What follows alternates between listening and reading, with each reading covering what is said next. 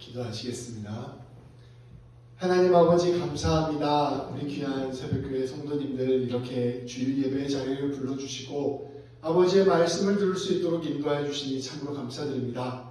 하나님 아버지 이 시간 말씀이 선포될 때 성령 하나님께서 함께하여 주셔서 우리 한 사람 한 사람에게 하나님의 음성이 들리는 귀한 시간 되게 하여 주옵소서. 말씀을 통하여 길을 찾게 하시고 말씀을 통하여 우리를 향한 하나님의 뜻을 깨닫게 하여 주시며 말씀을 통하여 주님 붙들고 나아가는 우리 모든 성도님들 될 수 있도록 인도하여 주옵소서. 우리 주님 예수님의 이름으로 기도합니다. 아멘.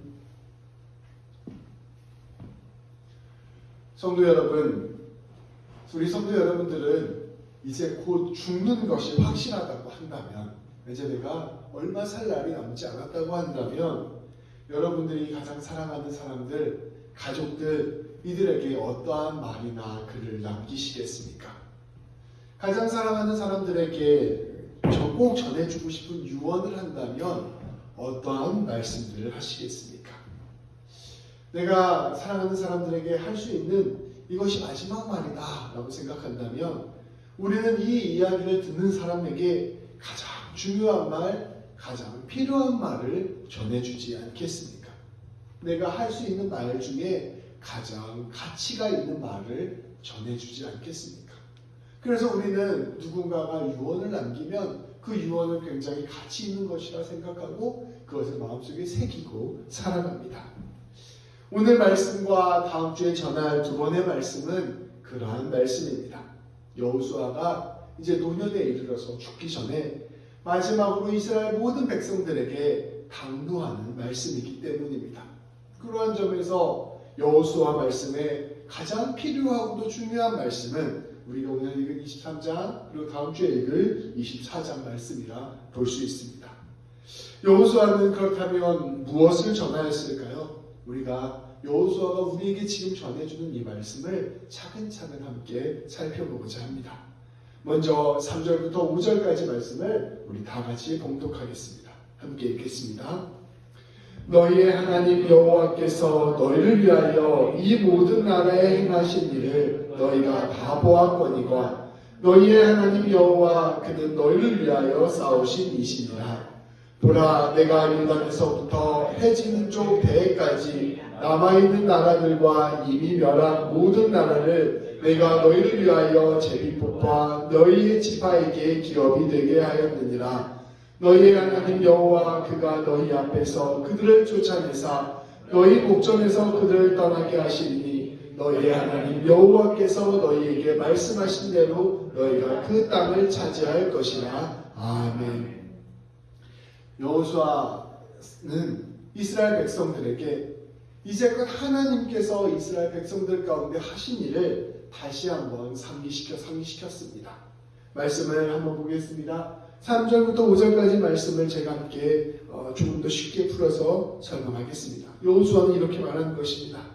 이스라엘 백성 여러분, 여러분들은 이제까지의 역사를 통해서 우리 하나님께서 우리 가운데 어떻게 일하셨는지를 다 경험하였습니다. 우리 하나님께서 우리를 위하여 싸우셨습니다. 우리는 요단강에서부터 지중해에 이르는 큰 땅을 다 차지하였고 이것들을 제비 뽑아 나누어 가질 수 있게 되었습니다. 아직 적들이 조금 남아있지만 이 남아있는 적들까지도 하나님께서 다 물리쳐 주실 것이요 우리는 이 땅을 모두 차지하게 될 것입니다. 여호수아는 지난 날을 회상하면서 이스라엘의 가나안 정복이 전적으로 하나님의 도우심으로 이룰 수 있었다는 것을 선포한 것입니다. 그리고 앞으로도 우리 하나님께서 우리를 도우실 것이라 분명히 선포하였습니다. 이 여호수아의 고백은 우리 모든 하나님을 믿는 백성들이 기억해야 하는 고백입니다. 이 여호수아의 고백과 같은 그러한 고백들이 우리의 믿음을 든든히 세우기 때문입니다. 제가 참 좋아하고 자주 부르는 찬송이 있습니다. 그것은 우리가 아까 예배 시간에 읽었던 301장 찬송이에요. 가사 내용이 이렇습니다. 지금까지 지내온 것은 주의 크신 은혜라. 한이 없는 주의 사랑 어찌 이루 말하랴. 자나깨나 주의 손이 항상 살펴주시고 모든 일을 주 안에서 형통하게 하시네. 몸도 맘도 연약하나 세임받아 살았네. 물 붓듯이 부으시는 그의 은혜 족하다. 사람 없는 거리에나 험한 산길 헤맬 때 주의 손을 굳게 잡고 찬송하며 가리라. 주님과 더불어 한평생 살아온 사람은 그 자신의 인생이 하나님의 선물이라는 것을 깊이 깨닫습니다. 우리 나이 많으신 권사님들이 이 301장 찬송할 때 눈물을 줄줄 흘리시며 자기 한평생을 되돌아보는 것을 우리가 심심치 않게 볼 수가 있습니다. 자기의 인생이 어찌되는 인생이었던 구비구비 하나님께서 나와 함께 하셨구나라고 고백하는 그 마음으로 이 301장 찬송을 부르는 것입니다. 그렇게 주님과 더불어 살아온 사람은 이 모든 삶이 은혜라는 것, 그리고 내 모든 삶 가운데 함께 하셨던 주님이 바로 은혜라는 것을 깊이 깨닫게 되는 것입니다. 그래서 이처럼 주님을 깊게 만난 사람은 그 후손들에게 내가 하나님과 함께하는 삶이 얼마나 아름다웠는지, 또 하나님께서 이끄신 인생과 역사가 얼마나 놀라웠는지를 고백하는 것입니다. 여호수아가 이렇게 역사를 가지고 이야기하고 있잖아요. 우리 이 땅을 하나님께서 정복하게 해주셨습니다.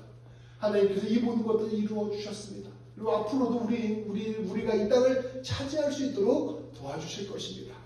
이것을 우리 인생의 버전으로 바꾸어 보며 하나님께서 내 인생 가운데 구비구비 가운데 함께 하셨습니다. 모든 삶의 자리자리가 하나님이 계시지 않고 하나님의 손길 닿지 않은 곳이 없습니다. 내 인생 자체가 주님이 주신 은혜였고 선물이었습니다 라고 고백하는 것과 같은 것이죠. 여호수아도 광야 생활과 가나안 정복을 통하여 그것들을 선포한 것입니다. 여러분, 이 가나안 땅 정복을 생각해 보십시오. 이것이 우리 하나님께서 우리를 위하여 일하신 증거입니다. 제가 인생을 이제껏 이렇게 살아온 것도 우리 하나님께서 저를 위하여 일하신 증거입니다. 모든 것들이 합하여서 이렇게 선이 이루어지지 않았습니까? 우리가 얻은 모든 승리가 하나님이 주신 것이 아니십니까? 라고 선포하고 있는 것입니다. 그것은 너무나 감사한 일이었습니다. 사랑하는 이스라엘 백성 여러분, 제가 이렇게 고백하는 제 인생의 고백을 경청해 주십시오. 우리의 역사를 다시 한번 기억해 주십시오. 여러분들이 저의 이 고백을 듣게 된다면 이 고백이 여러분의 인생의 등불이 되어줄 것입니다 라고 선포하고 있는 것입니다. 여호수아는 이처럼 자기의 인생의 고백을 전한 뒤에 후손들도 이와 같은 삶의 아름다움을 누리며 살아가기를 원한 것이었습니다. 그렇게 이렇게 선포한 뒤에 이어지는 말씀을 통하여 그러니 이스라엘 백성들에게 이렇게 사십시오라고 말씀하는 핵심을 선포하였습니다. 6절부터 11절까지 말씀입니다. 우리 이것은 한 절씩 교독하여야겠습니다. 그러므로 너희는 크게 힘써 모세의 율법책에 기록된 것을 다 지켜 행하라. 그것을 떠나 우로나 좌로나 치우치지 말라. 너희를 당하는 이 민족을 중에 들어가지 말라. 그들의 신들의 이름을 두지 말라. 그것을 가리켜 인사하지 말라. 또 그것을 섬겨서 그들에게 전하지 말라. 오직 너희의 하나님 여호와께 가까이 하기를 오늘까지 행한 것 같이 하라. 이는 여호와께서 강대한 자를 너희 앞에서 쫓아내셨으므로 오늘까지 너희에게 맞서라 하고 없었느니라.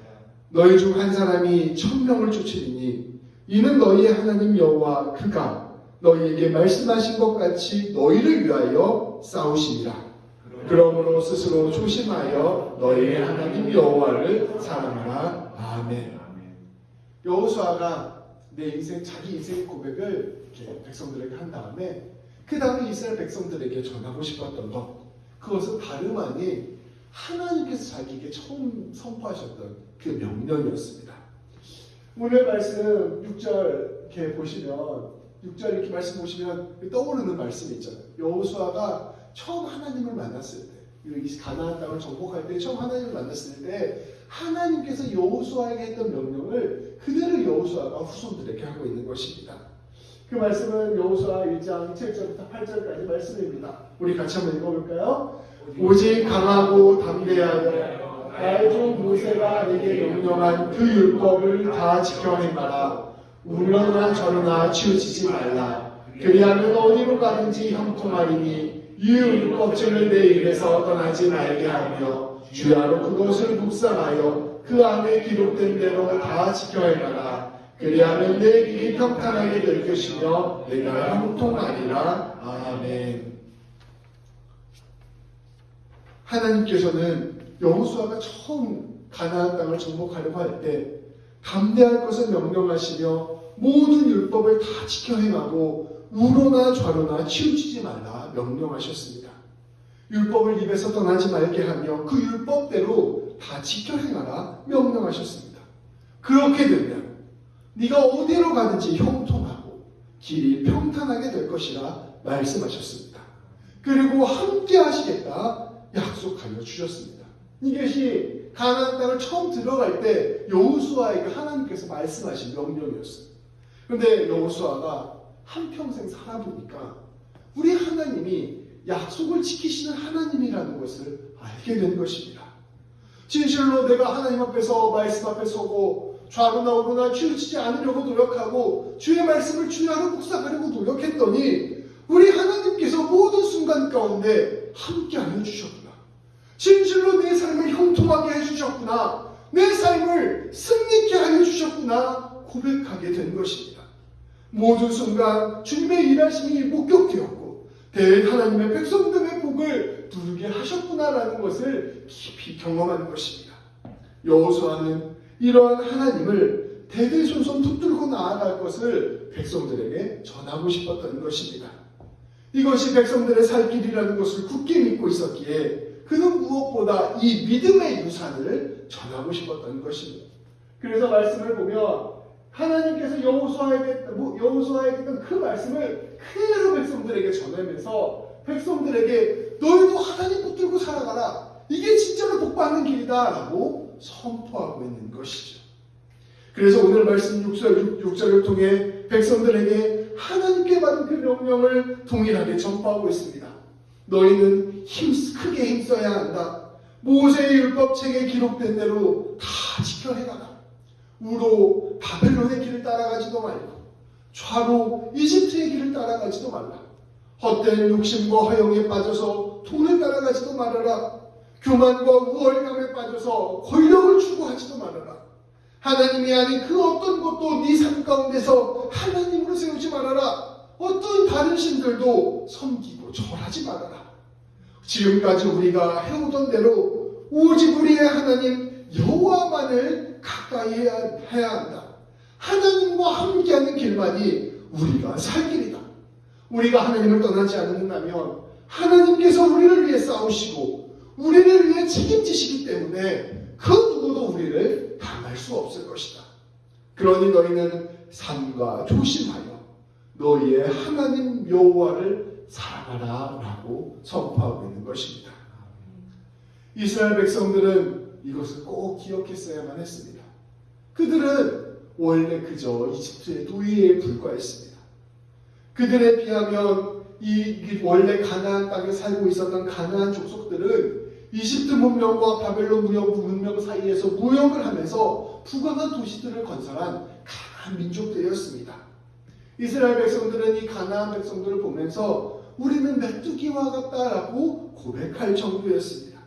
이렇게 불리한 상황이었지만 하나님께서는 이스라엘 백성들과 함께 하셨습니다. 놀랍게도 큰 승리를 주시고 그 땅을 정복하게 하셨습니다. 이스라엘 백성들이 감히 상상하지도 못한 큰 승리를 얻게 된 것입니다. 그것은 이스라엘 백성들이 여호수아가 하나님께 순종하고 하나님과 함께함으로 가능한 것이었습니다. 하나님께서는 이 역사를 통하여 오직 하나님만을 의지하는 길이 승리의 길이요 평화의 길이요 영광의 길이라는 것을 분명히 보여주신 것입니다. 모든 땅을 차지하고 있는 이때 앞으로도 이스라엘 백성들이 꼭 기억해야 되는 것은 무엇일까요? 그것은 다름 아닌 우리 하나님과 계속해서 동행하는 것입니다. 높아졌다고 생각할 때 떨어질 것을 두려워하며 하나님만을 온전히 바라보며 하나님을 경외하는 것입니다. 하나님의 말씀을 주야로 묵상하는 것입니다. 세상의 문화와 종교에 휩쓸리지 않는 것입니다. 그 중심을 굳게 지키는 것이었습니다. 하나님께서 이스라엘 백성들을 가나안 땅에 들어가게 하신 이유를 기억하며 그 땅에서 하나님의 뜻을 이루어가는 것이었습니다. 당시 문화는 탐욕을 추구하며 연약한 이들을 착취하던 문화였습니다.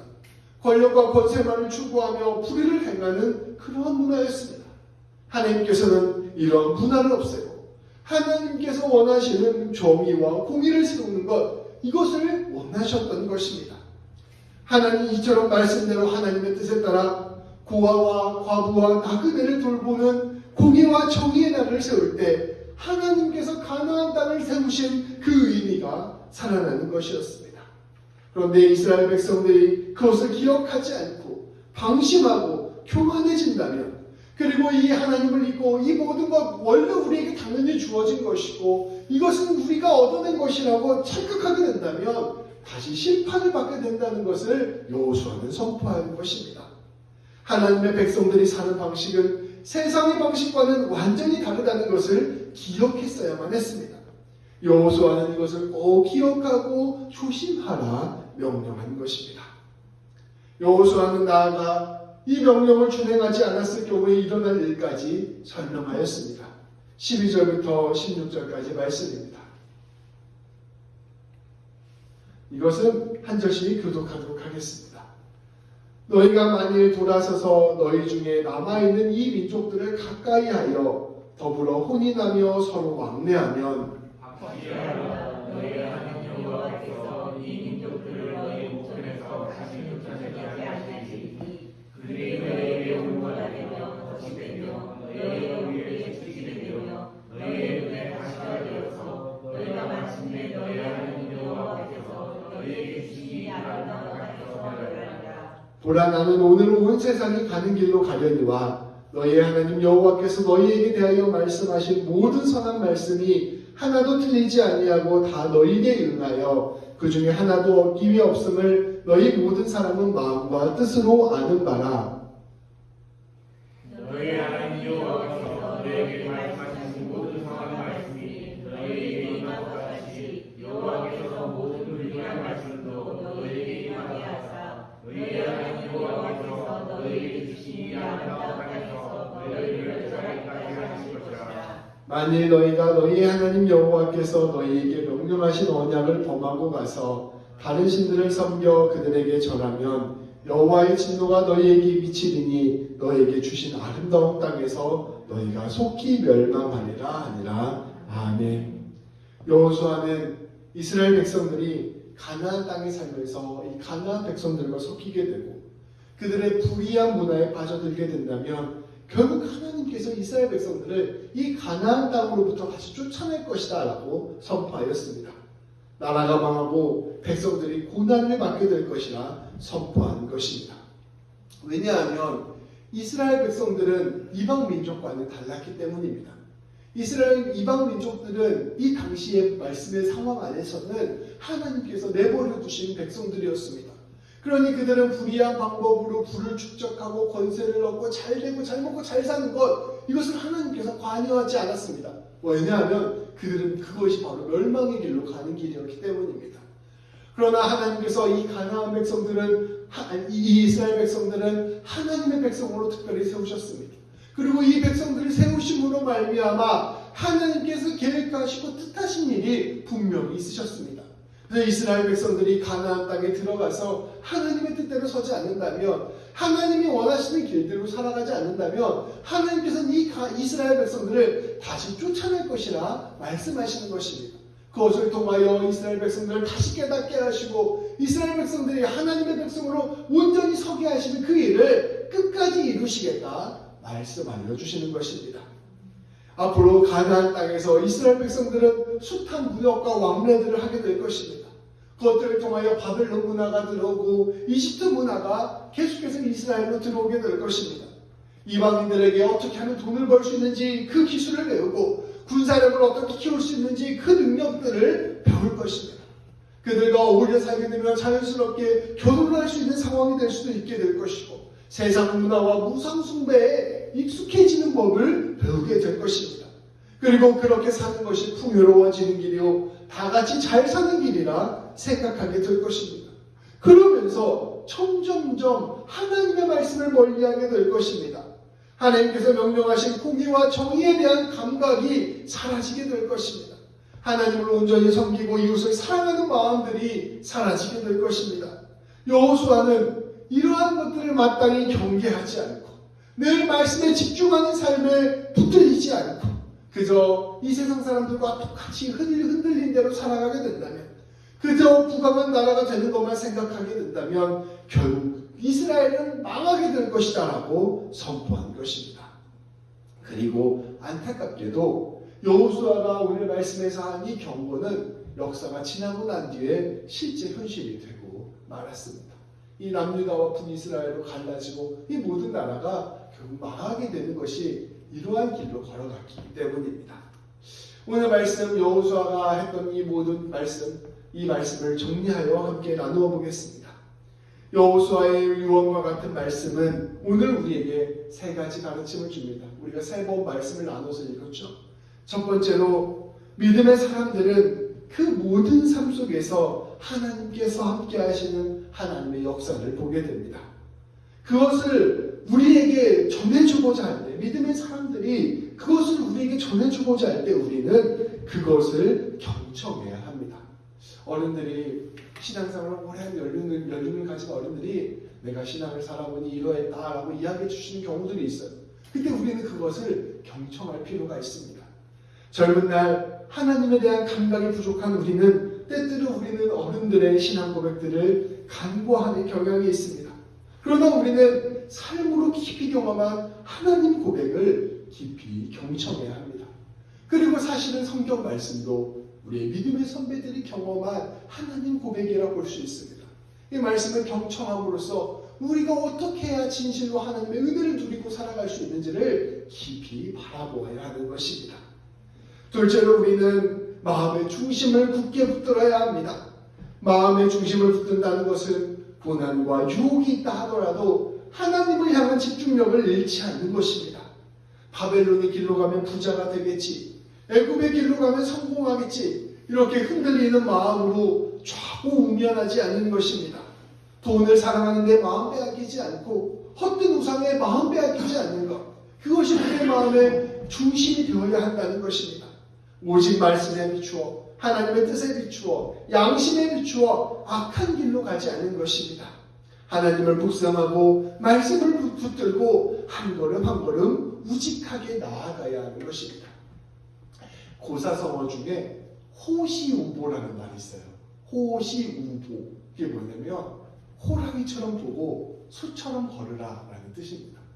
우리가 인생을 바라볼 때 호랑이 눈과 같이 멀리 바라보며 내 삶의 목적을 뚜렷하게 해야 됩니다. 근데 걸어가는 것은 소처럼 걸어가야 돼요. 여기가 뭐가 있을까? 저기가 뭐가 있을까? 이렇게 왔다 갔다 토끼처럼 하는 게 아니라 저처럼 무직하게 하나님 바라보면서 묵묵히 걸어가는 것. 내 삶에서 이 길로 가면 잘 되겠다, 저 길로 가면 잘 되겠다, 그런 말에 휩쓸리지 않고 하나님을 가장 중심에 두고 묵묵히 걸어가는 삶, 그러한 삶이 바로 하나님께서 우리에게 원하시는 삶인 것입니다. 세 번째로는 성공했을 때 우리 더욱 경계하며 나아가야 하는 것입니다. 이스라엘 백성들의 진정한 위기는 광야에서나 가나안 땅 정복 중에 있지 않았습니다. 오히려 가나안 땅에 들어갔을 때 뭔가 이제 다 얻었다고 생각할 때 진짜 위기가 시작되었습니다.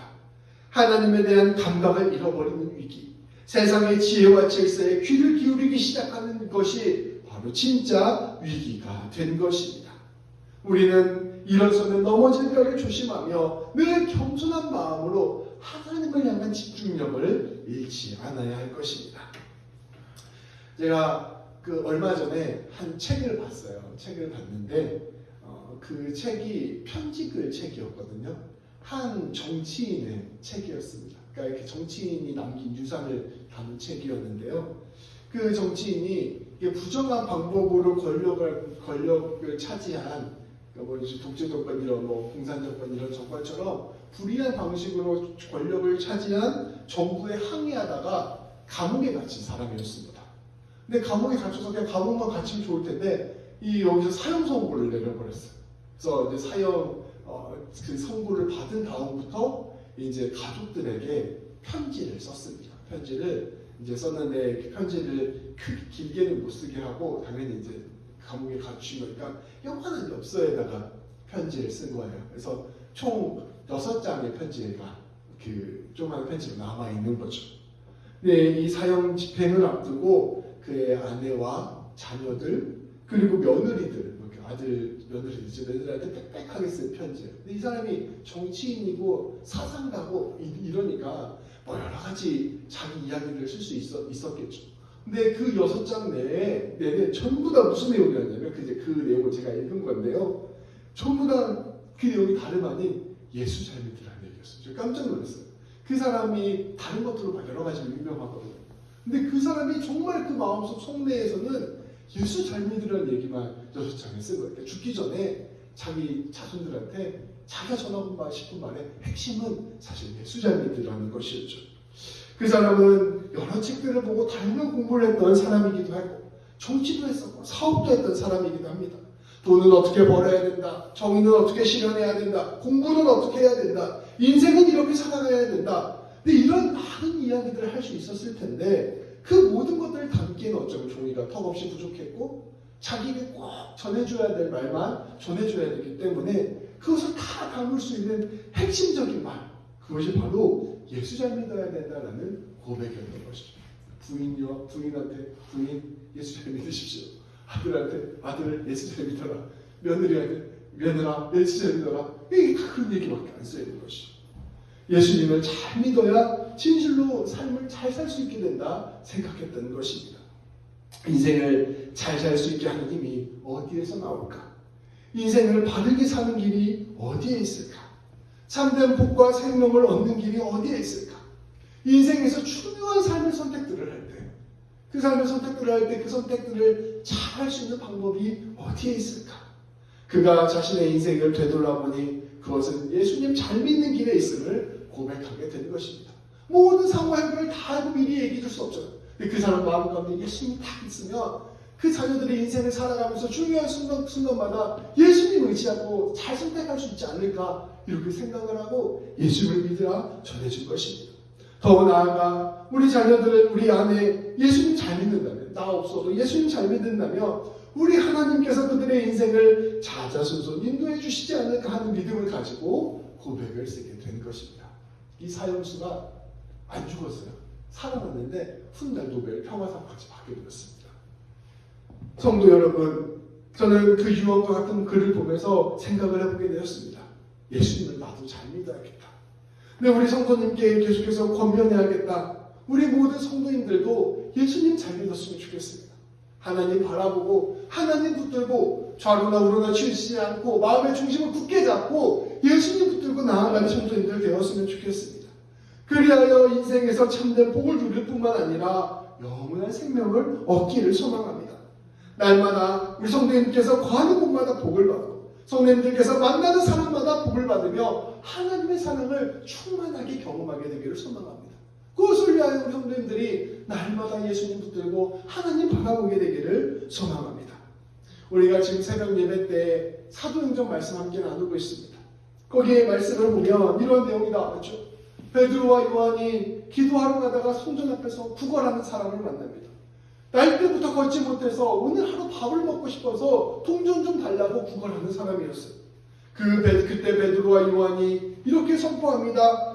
은과 금은 저희에게 없습니다. 그러나 저희에게 있는 것을 당신에게 주겠습니다. 이제 나사렛 예수의 이름으로 일어나서 걸으십시오.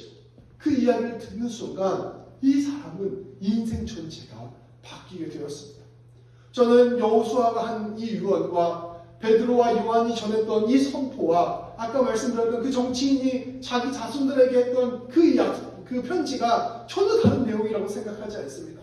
사람의 인생을 바꾸는 것, 사람의 인생을 승리하게 하는 것은 다름 아닌 예수님 잘 믿고 하나님 붙들고 좌로나 우로나 치우치지 않고 말씀 기억하고 살아가는 삶인 것입니다.